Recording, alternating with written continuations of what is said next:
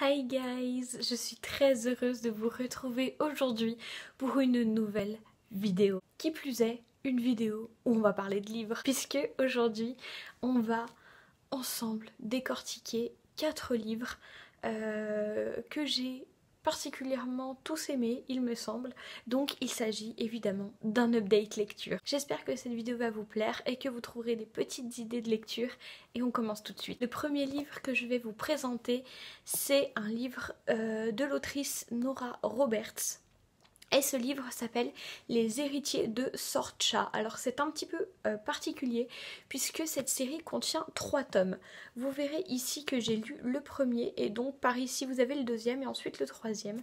Donc c'est le format intégral, il y a les 3 tomes intégrés. Nora Roberts est une autrice extrêmement célèbre puisque comme vous pouvez le voir, elle comptabilise déjà plus de 400 millions de lecteurs à travers le monde.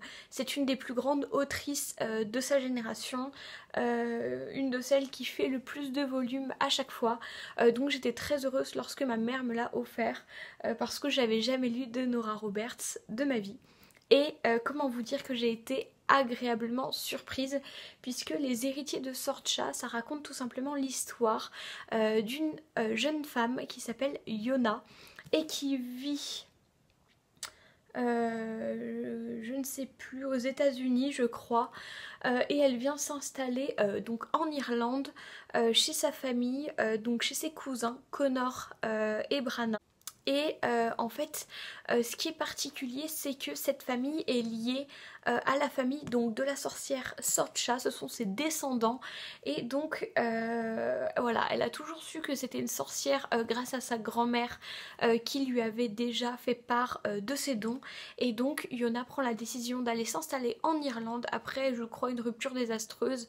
Elle a une vie à laquelle elle ne tient pas beaucoup dans son pays d'origine, et donc elle décide de tout plaquer pour aller en Irlande chez sa famille et en découvrir un peu plus sur ses pouvoirs, ses origines et sur Sorcha. Donc on va tout simplement suivre son arrivée en Irlande, la relation avec sa famille, etc., les amis qu'elle se fait et surtout tout ce qu'elle découvre autour de Sorcha et de sa vie il y a je sais plus, quelques centaines d'années, et ce qui a conduit notamment à sa mort. Et surtout une personne très importante dans ce livre, c'est Caban, puisque c'est l'ennemi juré de Sorcha et de donc tous ses descendants.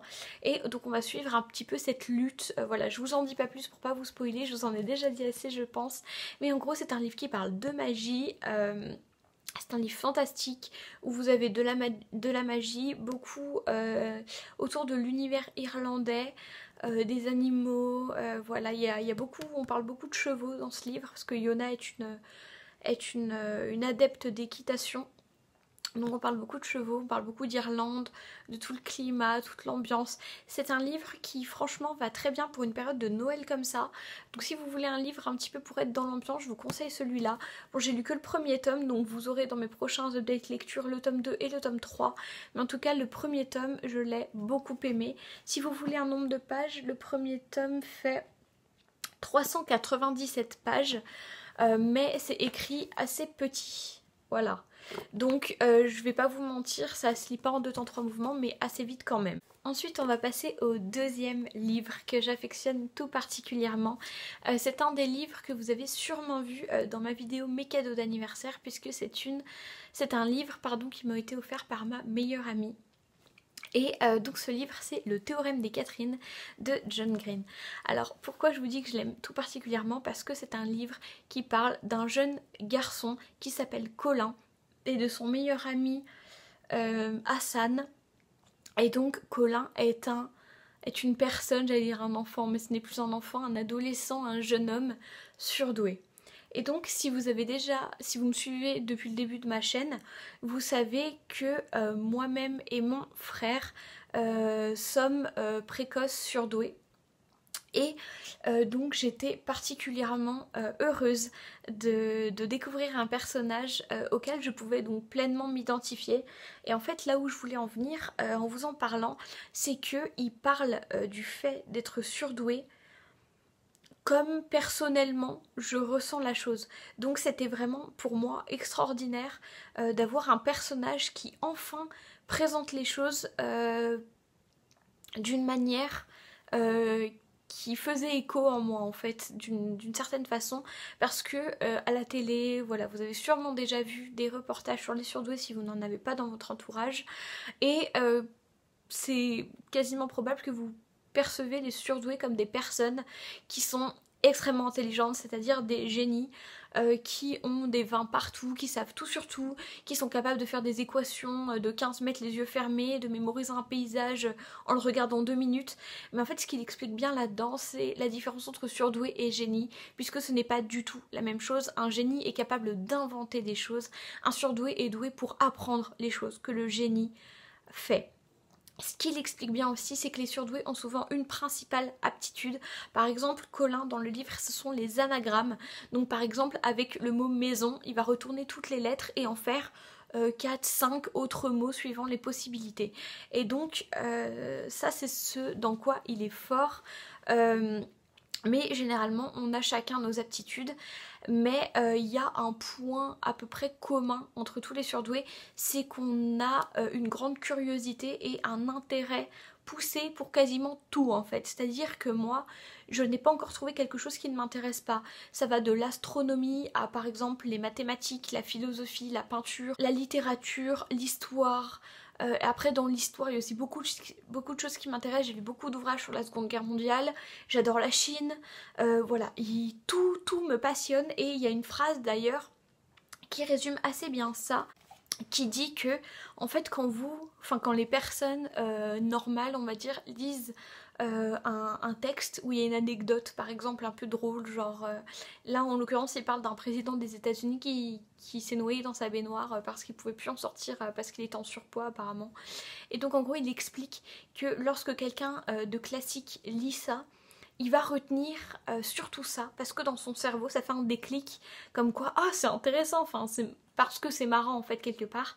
Et en fait ce qu'il explique c'est qu'un surdoué va avoir ce déclic pour toutes les choses nouvelles qu'il va apprendre. C'est-à-dire qu'un texte entier va nous faire peut-être 50 fois plus de déclic que vous, parce que nous on va se dire ah tiens c'est intéressant, je savais pas ça, ah ouais vraiment. Et ça va nous amener à réfléchir, à réfléchir, à réfléchir. Et il y a une phrase aussi qui est très très touchante dans ce livre et que souvent on ressent. Je vous ferai un 10 minutes et un café sur le fait d'être surdoué pour démonter un peu tous les clichés, les a priori comme quoi c'est des personnes qui valent mieux que vous, qui sont plus intelligentes que vous, et en fait ils vous font sentir un peu genre vous êtes idiots en fait à côté de nous, alors que pas du tout.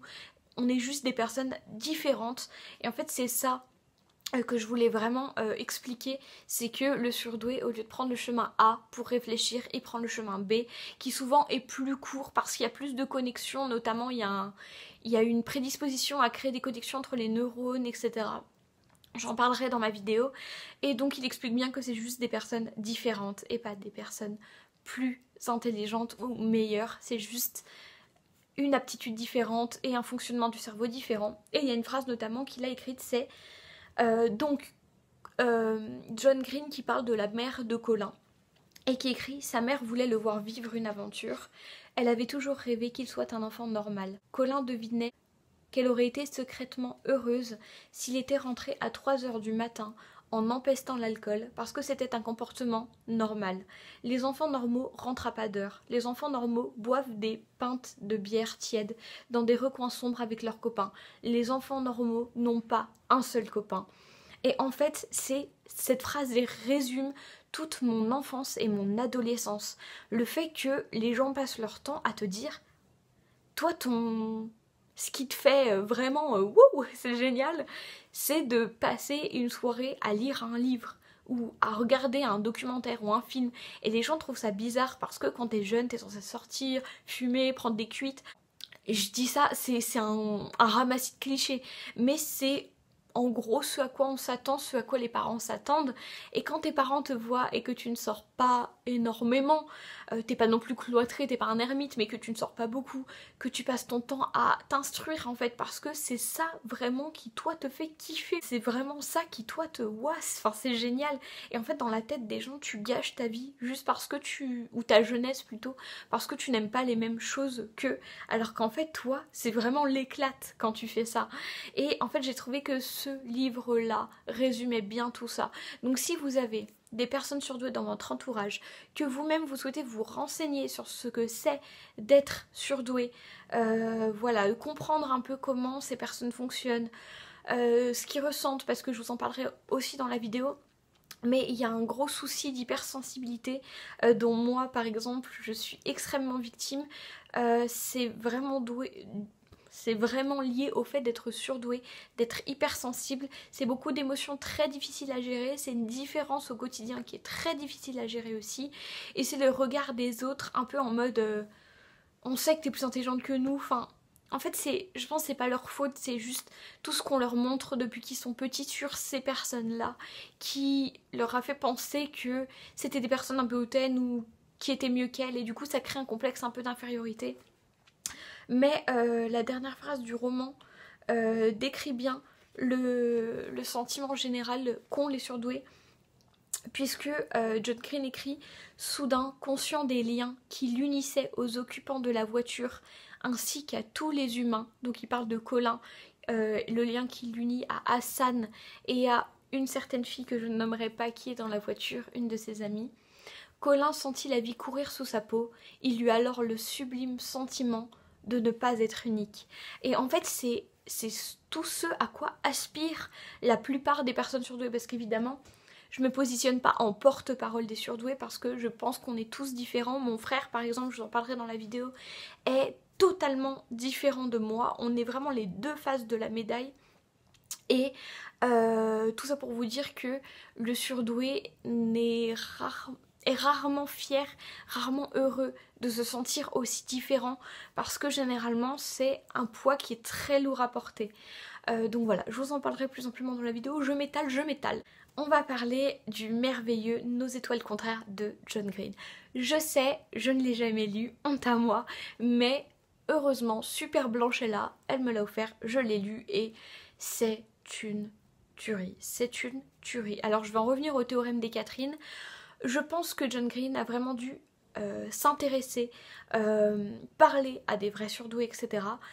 pour connaître aussi bien tous ces sentiments.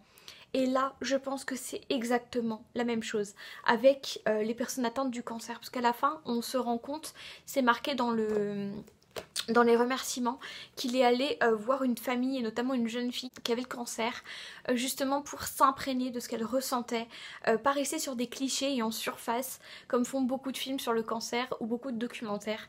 Et là c'était brillant, c'était très brut de décoffrage. Hazel n'y va jamais par quatre chemins. Voilà, j'ai trouvé que c'était quelqu'un de parfois très réfléchi et de parfois très... un peu agaçante en fait, parce que elle est toujours dans le...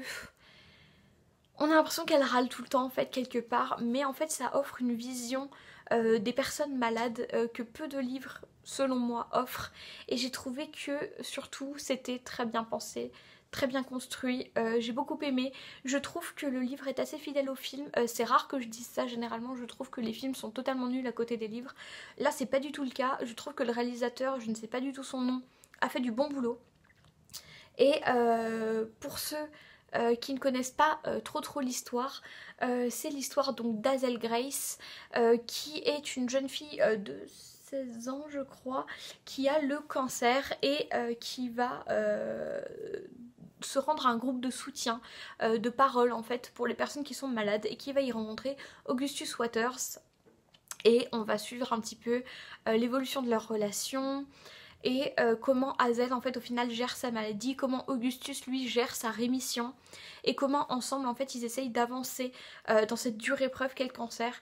Donc si vous avez des personnes dans votre entourage qui sont touchées par le cancer, je ne dis pas que ce livre pourra vous apprendre quoi que ce soit, mais de mon point de vue de personne qui n'est pas malade et qui ne connaît pas, qui connaît des personnes qui ont le cancer mais qui pas dans l'entourage proche, pardon. Je pense que ça peut peut-être nous aider à comprendre comment elles se sentent et le fait par exemple que Mademoiselle Grace elle déteste tout ce qui est pitié, tout ce qui est les regards un peu oh la pauvre. Voilà, je trouve que voilà, c'est magnifiquement écrit. John Green a une plume d'enfer selon moi. Voilà, j'aime tous ces livres à chaque fois que j'en lis un. Et voilà, c'était un pur bonheur, je vous le conseille. Ensuite, on va passer à un sacré pavé. Attention les yeux. Puisqu'il s'agit de Sac d'os de Stephen King. Alors, Sac d'os, je crois que c'est un des premiers romans de Stephen King, puisque derrière, le prix est en francs. Donc je pense qu'il date un petit peu. J'ai trouvé que c'était un livre qui était vraiment très très bien. L'histoire est très bien. Par contre, je vous préviens juste d'un truc, c'est que il est long. Mais il est long. Si vous êtes habitué à du Jules Verne ou à d'autres styles d'écriture qui détaillent, vous allez aimer. Si vous avez un peu du mal avec les histoires qui, dès le départ, n'en voient pas, c'est peut-être pas un livre pour vous. En tout cas, moi, je l'ai bien aimé et je l'ai trouvé cependant, comme je viens de vous le dire, trop long. J'ai eu du mal à le finir, je l'ai fini quand même parce que c'est Stephen King et parce que l'histoire me plaisait. La fin est très bien, mais ouais, on va dire pendant les 3/4, vraiment ça... En fait, il y a des choses vraiment très intéressantes, mais globalement, ça se traîne, et je pense que le livre aurait gagné à être réduit de moitié, vraiment. Donc voilà, c'est un très bon livre si vous n'avez pas besoin d'être entretenu tout le long par des événements, par voilà, des rebondissements, etc.